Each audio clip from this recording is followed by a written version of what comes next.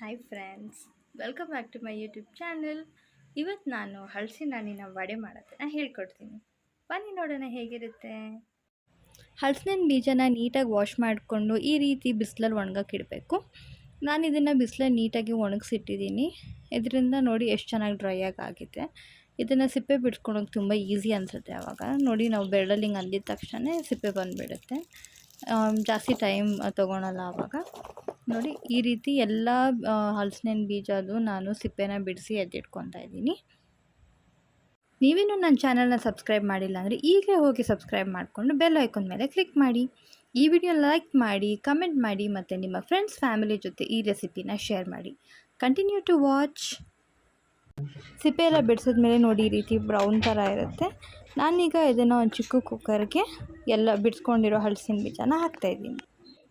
ಈ ಹಲಸಿನ ಬೀಜ ಚೆನ್ನಾಗಿ ಬೇಯೋದಕ್ಕೋಸ್ಕರ ನಾನು 2ರಿಂದ 3 ಗ್ಲಾಸ್ ನೀರು ಹಾಕ್ಕೋತಿದ್ದೀನಿ ಮತ್ತು 1 ಚಿಟಿಕೆಯಷ್ಟು ಉಪ್ಪು ಹಾಕ್ಕೋತಾ ಇದ್ದೀನಿ.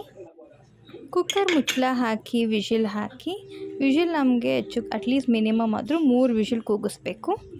ಬಿಸಾಕೋ ಹಲಸಿನ ಹಣ್ಣಿನ ಬೀಜದಲ್ಲಿ ಏನು ಬೆನಿಫಿಟ್ಸು, ಅದರಲ್ಲಿ ಯಾಕೆ ವಡೆ ಮಾಡ್ತಿದ್ದಾಳೆ ಅಂತ ಅಂದ್ಕೊತಿದ್ದೀರಾ? ಹೌದು, ಹೇಳ್ತೀನಿ. ಇದರಲ್ಲಿ ಏನಪ್ಪ ಬೆನಿಫಿಟ್ಸ್ ಅಂದರೆ ಇದರಲ್ಲಿ ಐರನ್ ಕಂಟೆಂಟ್ ತುಂಬ ಇರುತ್ತೆ. ಮೆಟಬಾಲಿಸಮ್ ರೇಟ್ ಕೂಡ ಜಾಸ್ತಿ ಮಾಡುತ್ತೆ. ಸ್ಕಿನ್ ಮತ್ತು ಹೇರ್ ಗ್ರೋತಿಗೆ ತುಂಬ ಒಳ್ಳೆಯದು. ಅದಲ್ದಿರ ಯಾರಾದರೂ weight loss journey, diet food ಬಗ್ಗೆ ಯೋಚನೆ ಮಾಡ್ತಿದ್ರೆ this is the best. Next ಈಗ ನಾವು ಒಂದು ಮಿಕ್ಸಿ ಜಾರ್ ತೊಗೊಳ್ಳೋಣ. ಅದಕ್ಕೆ 1ರಿಂದ 2 ಹಿಡಿಯಷ್ಟು ಜೀರಿಗೆ ಹಾಕ್ಕೊಳ್ಳೋಣ.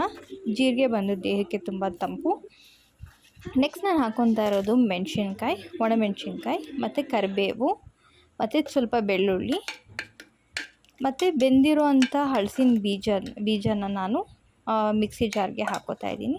ನೀವು ಇದನ್ನು ಸಪ್ರೇಟಾಗಿ ಸ್ಮ್ಯಾಶ್ ಮಾಡಿ ಕೂಡ ಹಾಕ್ಕೋಬೋದು ಅಥವಾ ಡೈರೆಕ್ಟ್ ನೋಡಿ ಇಷ್ಟು ಸಾಫ್ಟ್ ಆಗಿರುತ್ತೆ.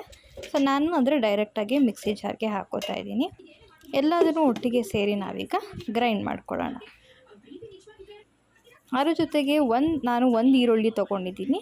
ನನ್ನ ಕ್ವಾಂಟಿಟಿಗೆ ಇದು ಕರೆಕ್ಟಾಗಿದೆ. ಸೊ ಈ ಥರ ನಾನು ಚಿಕ್ಕ ಚಿಕ್ಕದಾಗಿ ಹೆಚ್ಕೊಂಡಿದ್ದೀನಿ. ನೋಡಿ ಗ್ರೈಂಡ್ ಮಾಡಿದ್ಮೇಲೆ ಈ ರೀತಿ ಕಾಣಿಸುತ್ತೆ. ಇದನ್ನು ನಾನು ಒಂದು ಸಪ್ರೇಟ್ ಪಾತ್ರೆಗೆ ಹಾಕ್ಕೊಂಡು ಅದಕ್ಕೆ ಸ್ವಲ್ಪ ಅಕ್ಕಿ ಹಿಟ್ಟು 1 ಕಪ್ ಅಷ್ಟು ಅಕ್ಕಿ ಹಿಟ್ಟು ಹಾಕ್ಕೋತಾ ಇದ್ದೀನಿ ಮತ್ತು 1 ಸ್ಪೂನ್ ಅಷ್ಟು ಕಡಲೆ ಹಿಟ್ಟನ್ನ ಹಾಕ್ಕೋತಾ ಇದ್ದೀನಿ. ಆಮೇಲೆ ಇದಕ್ಕೆ ನಾನು ನೆಕ್ಸ್ಟ್ ಕಟ್ ಮಾಡ್ಕೊಂಡಿರೋ ಅಂಥ ಈರುಳ್ಳಿ ಹಾಕ್ಕೋತಾ ಇದ್ದೀನಿ. ನಾವು ಚಿಕ್ಕ ಚಿಕ್ಕದಾಗಿ ಹೆಚ್ಕೊಂಡಿರೋ ಈರುಳ್ಳಿ, 1 ಚಿಟಿಕೆ ಅರಿಶಿನ, 1 ಸ್ಪೂನ್ ಉಪ್ಪು ನಿಮ್ಮ ರುಚಿಗೆ ತಕ್ಕನಂಗೆ ನೀವು ಹಾಕ್ಕೋಬೋದು. ಈ ರೀತಿ ಚೆನ್ನಾಗಿ ಮಿಕ್ಸ್ ಮಾಡಿಕೊಂಡು ಈ ಥರ ರೌಂಡಾಗಿ ನಾನು ತಟ್ಟಿ ಒಂದು ಪ್ಲೇಟಲ್ಲಿ ರೆಡಿ ಮಾಡಿ ಇಟ್ಕೊಂಡಿದ್ದೀನಿ.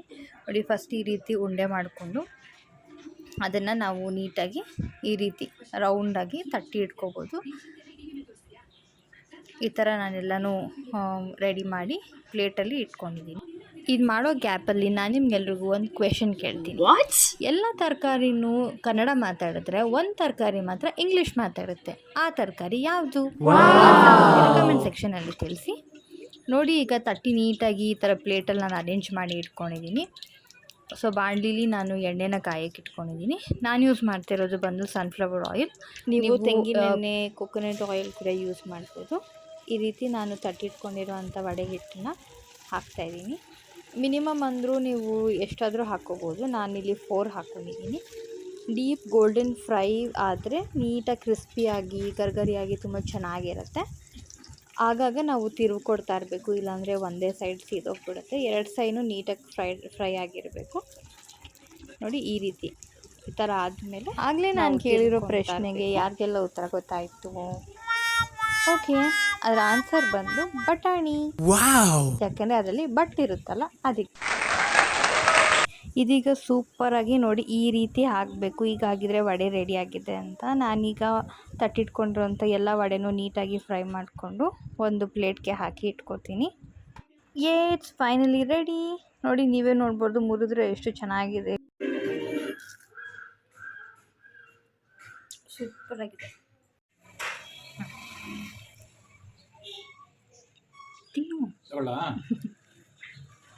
ಹೇಗಿದೆ? ಸೂಪರಾಗಿದೆ, ಟೇಸ್ಟ್ ಇದೆ.